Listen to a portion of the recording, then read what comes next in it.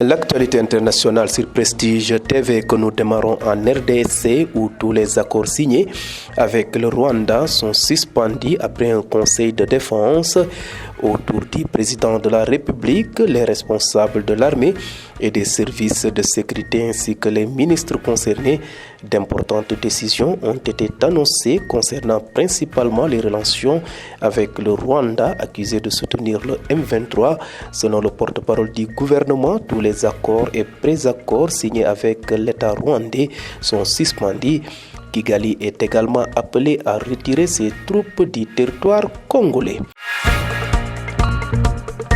En Tunisie, les acteurs influent sur la scène politique. La centrale syndicale a organisé ce jeudi 16 juin une vaste grève dans le secteur public pour faire céder le gouvernement sur des revendications salariales et sociales. Une action qui renforce la pression sur le pouvoir du président Saïd, confronté à de graves crises politiques et financières. De concert avec l'opposition, la centrale syndicale accuse également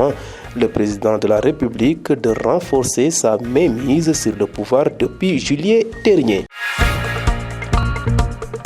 Bouclons ce rapide survol de l'actualité internationale en Somalie où un mois après son arrivée à la tête du pays, le président Hassan Sheikh Mohamed a nommé mercredi 15 juin Hamza Abdi Baré au poste de premier ministre, député de l'État du Jubaland dans le sud du pays. Âgé de 48 ans et membre du parti du président, Hamza Abdi Baré devient le 21e premier ministre de la Somalie, succédant ainsi à Mohamed Hussein Roble qui occupait le poste depuis septembre 2020. xibaar yi teel bitim réew ci seen télévision régionale di Prestige ñu daal di ko tooree nag foofee ca république démocratique bu Congo ab ndaje bu am solo amoon démb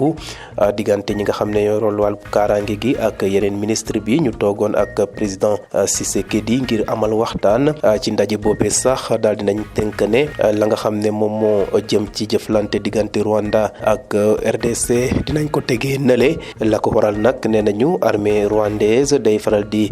dimbali ñi nga xam ne ñoom ñooy rebelle yi bokk ci mouvement bu ñuy wax M23. porte-parole gouvernement bu république démocratique du Congo wax na ne daal lépp loo xam ne rek signé woon nañ ko te nekkoon dox jàmm ci seen diggante ak Rwanda loolee nag tegati nañ ko nale.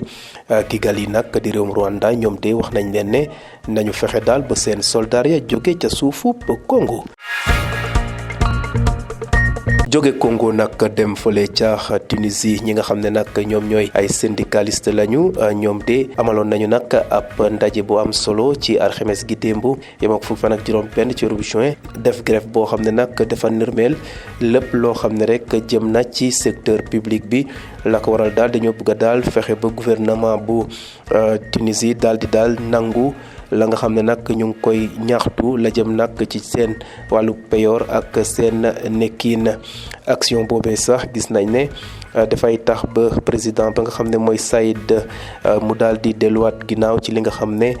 central syndicat yooyu def nañ ko ñu gis ne nag jamono yi de président ba daal mu ngay wéy di gën a dëggal wala di gën a dëgëral nguuram ci li nga xam ne ay ndogal yoo xam ne da koy faral di jël waaye nag opposition bi naal daal di soutenir bu baax a baax central syndicat yooyu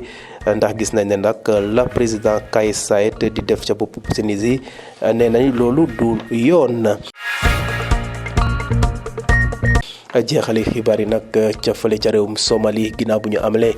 seen élection yi te boobu ak léegi nekk weer ki nga xam ne nag mooy président ba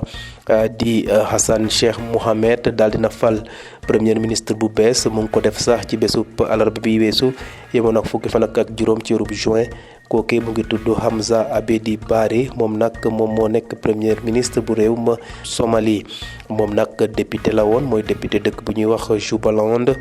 nekk ci bëj saalumu réew ma am lu tollook ñeent fukki at ak juróom-ñett bokk ci parti bi nga xam ne mooy parti présidentiel bi kooke nag di Abdi Baré moom moo nekk ñaar fukk ak benneelu premier ministre bu réewum Somalie moom nag ku mu wuutu moom mooy Mohamed Hussein Roble mi nga xam ne moo nekkoon premier ministre depuis septembre ci atum 2020.